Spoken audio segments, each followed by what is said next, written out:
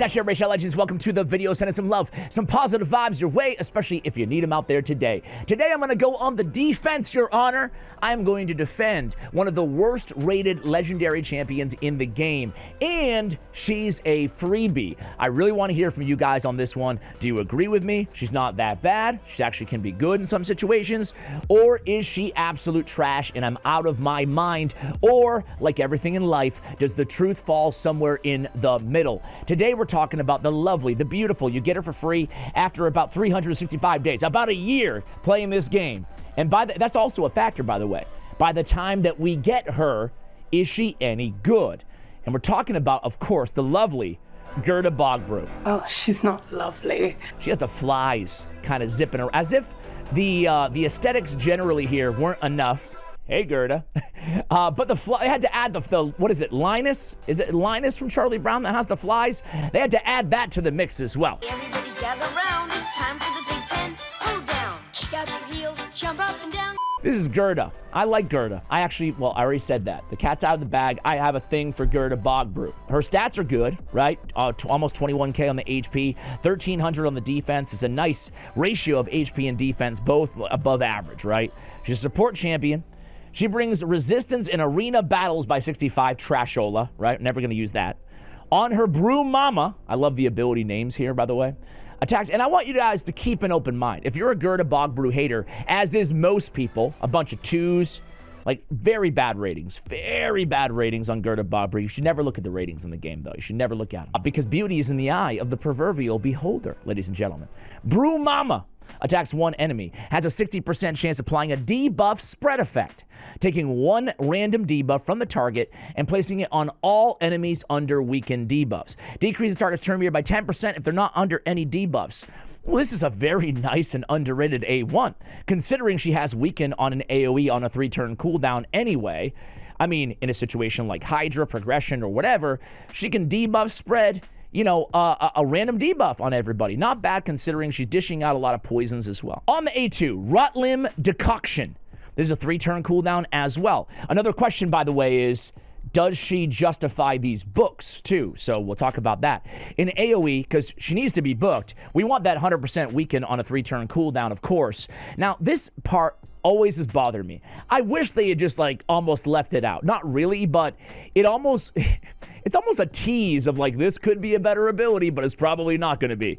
After attacking, has a 100% chance of placing 2 poison debuffs for 2 turns on all enemies without weaken debuffs.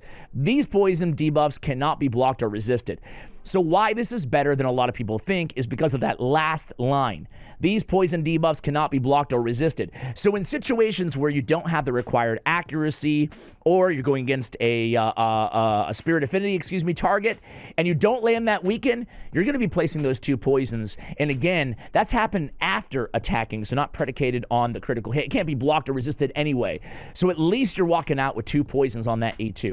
On the A3, Hemlock Surprise. I want you to think of Bad Elkazar's Malice ability, his A2. It's 2 continuous heals on all allies, and a cleanse, and 2 poisons on all enemies. Hemlock Surprise is a chance of removing 1 random buff from all enemies, has a 100% chance when booked of placing 2 poison debuffs on all enemies for 2 turns, and then also removes 2 random debuffs from all allies. So certainly not as good as the Malice ability, but it's not that far off. It has echoes of the Malice ability, which is very good. We have a mini cleanse, 2 debuffs from all allies, which I say this a lot, but oftentimes 1 or 2 debuff cleanse is all you need in this game. You know, seldom is some situations, of course, but not a lot of situations where you have 3, 4, 5, or 6 debuffs on your allies, right? So we have the 2 cleanse, not bad. Removing 1 from enemies buff, again, sometimes that's enough. And then you have the 2 poisons all on a 3-turn cooldown when booked. Now, Malign Tendrils. Whenever an enemy receives a debuff, their turn meters decrease by 3%. So as long as the enemy is susceptible to turn meter decrease, which some bosses are, some bosses aren't, that can be a big turn meter reduction in aggregate, especially over the course of longer battles. So it's a nice little passive, but again, being as such that most bosses are not susceptible to it. It's, sometimes very handy, other times meh. Very handy for wave content, right? Very good control there. So what are we looking at here? We're looking at potentially 2 poisons or at least a big version of weaken on an AoE on a 3-turn cooldown. We're looking at some cleansing. We're looking at some buff removal. We're looking at 2 poisons again on a 3-turn cooldown. We're looking at what? 3, make it 5, 8, 11 books on this champion. Nothing on the passive. 11 books. And you get her about a year into the game. So what do we think of her? I want to show you a build where I don't know. I want to prove a point that she can be very serviceable. Ladies and gentlemen of the... in a bunch of different areas of the game.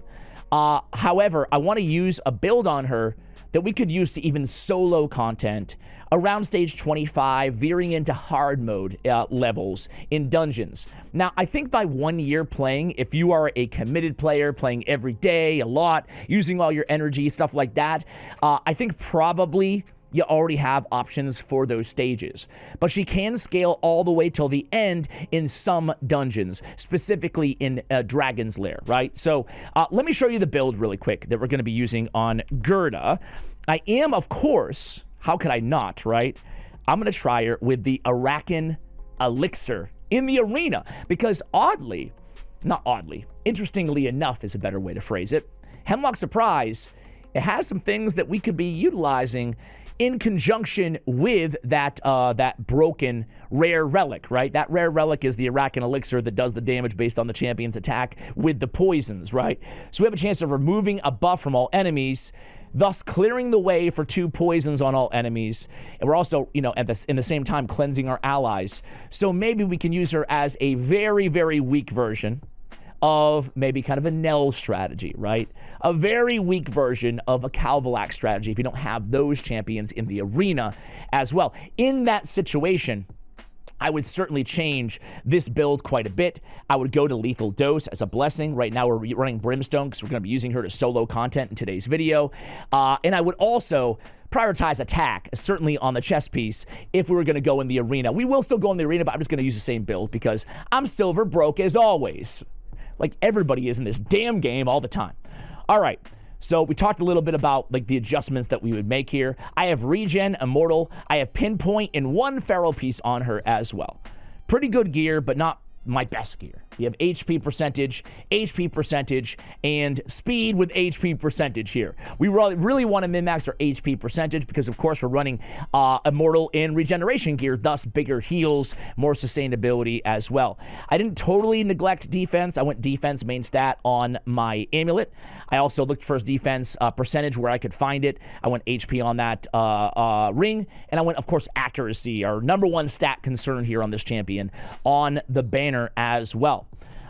So total stats here are going to be 104k on the HP, 253. I kind of prioritize HP and speed, when I was kind of going through the stats here in the gear as I geared her out.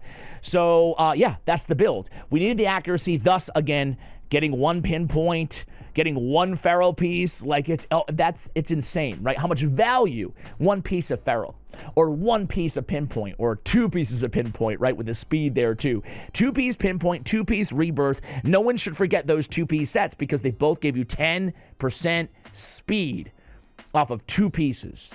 That's insane. That's insane. Rebirth and pinpoint. You could put it on your amulet and your ring and get 10%, get almost a speed set worth of speed.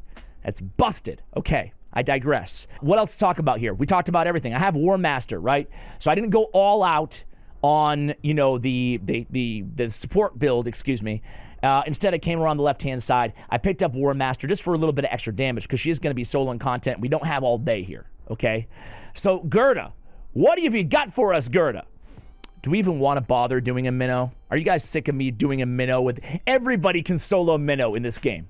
That's out of the way. Why are we still here? Let's go to Dragon's Lair, right?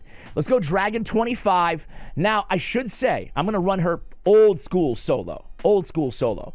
But she'll be way more effective, and this will be way easier to pull off if we put a bunch of food around her.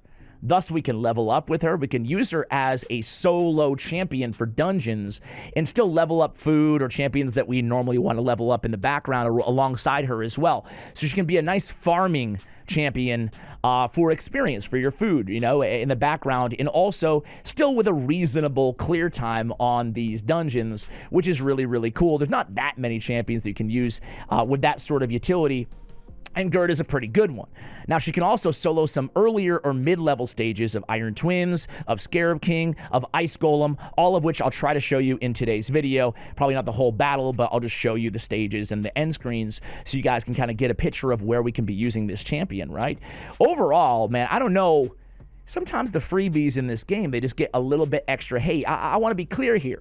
I'm not sitting here saying that Guurda freaking Bogbrew is the best champion in the game or, you know, is an S-tier champion or anything like that.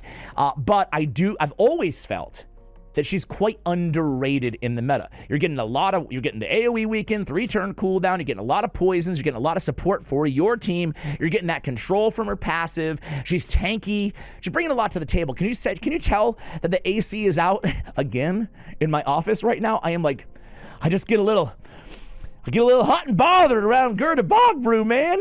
Woo! All right, sorry guys. Sorry about this. Woo! Ha!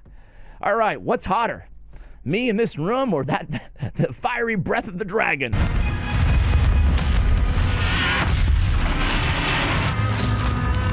But look at this. I mean, this is a 1 minute and 40-second run. Pretty easy. Like I said, she can do some early stages. It will take a little bit longer. The time will go up incrementally, of course. But early stages of hard mode she can handle too. Also, as I was trying to say earlier, but I interrupted myself as I tend to do here, is you just have a bunch of deados on the team with her, right? And what she can do is you can pick up all the deado masteries, right? Increase speed by 8 for each dead ally, right? You can pick up the Whirlwind of Death, increase speed by 6 for each enemy killed by this champion. You can end up picking up all those masteries, put food around her, and these solo runs or food runs go even easier, go even faster. Let's try stage 25 of Ice Golem here. Again, it's just Gerta. It's Guurda Bogbrew all the time. So I'm not going to show you the wave content because she handles it fairly easily. I'll come back against the boss. All right, guys, here we are against the Ice Golem. Sorry, I was just staring at the screen, not even saying anything. And you can see Gerta, like, easy mode, right? The beautiful thing is that A3, it's obviously cleansing her too. So even if we do get some of those nasty debuffs, we just cleanse them right away. No big deal, right? And man, she just takes down the Ice Golem with ease. Like, come on.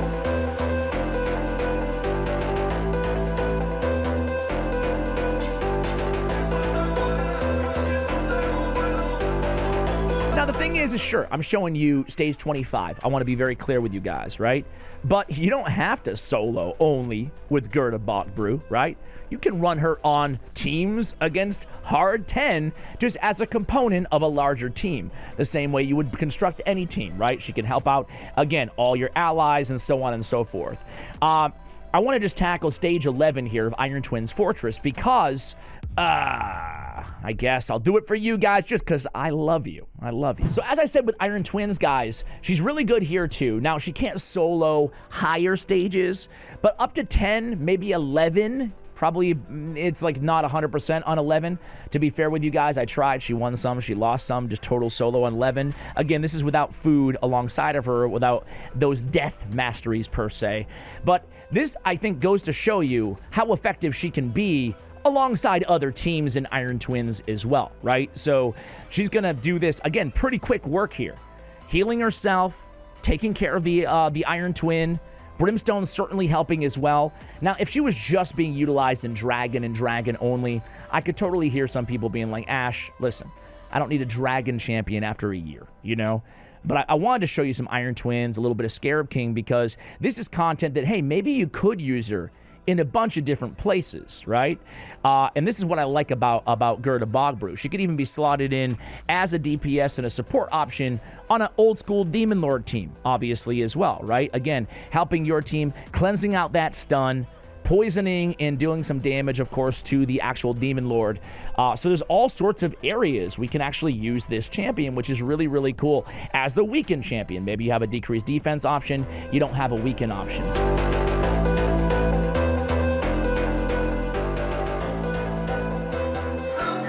The art. The artist. I should have tried a higher stage here of Iron Twins, but stage 10, fairly easy. Gerta's got it covered.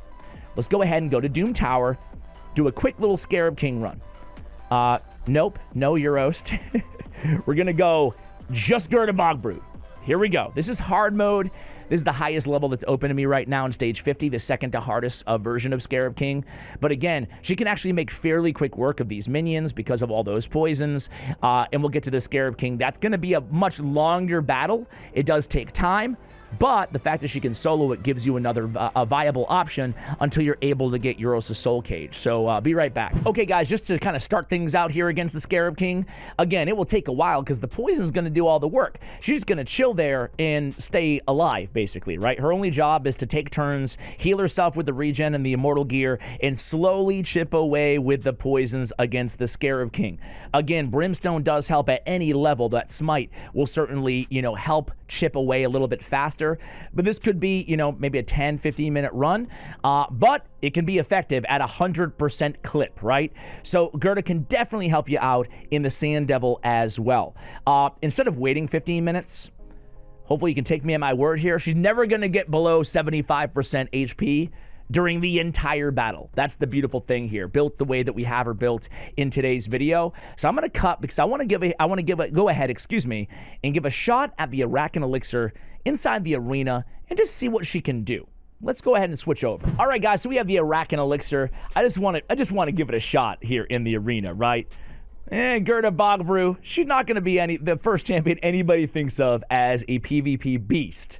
But now with this one specific relic, she does have a little bit of utility.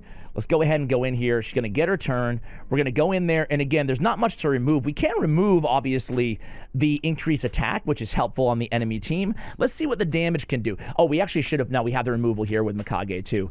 But let's see what we can get for damage. Let's add a little bit of poison here from Mithrala. Is that going to be enough to kill everybody here? I sure hope so. Let's see. Let's see. Well, I bet we could probably just kill him with the A2, but I kind of wanted to see what this poison does to them. So that was the debuff spread. So again, I mean, it's doing nice damage for poison, but let's be real here at the same time too. It's not doing quite enough to say that, yeah, this is going to be your go-to strat inside the arena, right? It's not like Calvalax, but the poison does do, with the Arakan Elixir, it does do a decent amount of damage if you want to go a little off meta and maybe have a little bit of fun in the arena. Let's do one more here before we go. We can't go against Calv. I'm going to show you, I know I'm going to lose this battle, but I'm going to show you how deadly this can be. And we don't have the lethal dose blessing, but check out Calvalax. He's just going to smoke us. Boom, boom, boom, boom, boom.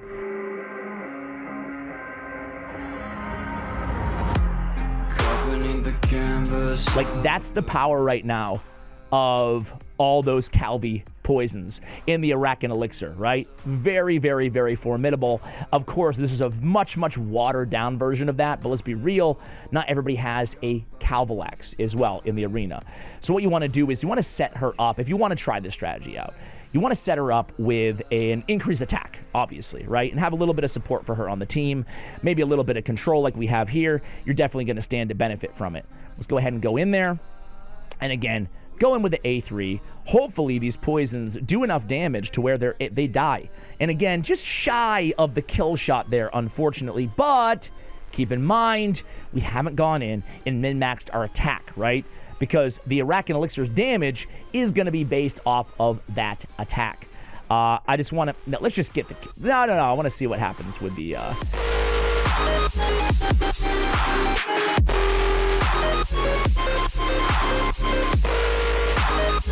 I like the debuff spread there. Yeah, man. I mean, she's not going to be anybody's arena champion. Let me be real with you guys. But I do think, and I hope I've compelled you guys to giving her a second shot, right? She is a very, very formidable and useful progression champion with a lot of versatility. Iron Twin, Scarab King, Dragon, Ice Golem, any other areas that you guys could... Oh, Demon Lord as well. So at least 5 areas where I feel like even at the time that you get her, with that AoE weekend as well, I feel like she can help you out in a bunch of different areas. Faction Wars as well, I should have mentioned. Faction Wars hard as well. There's a lot of kill enemies without a buff. She has buff removal as well. So there's a lot going for Guurda Bogbrew.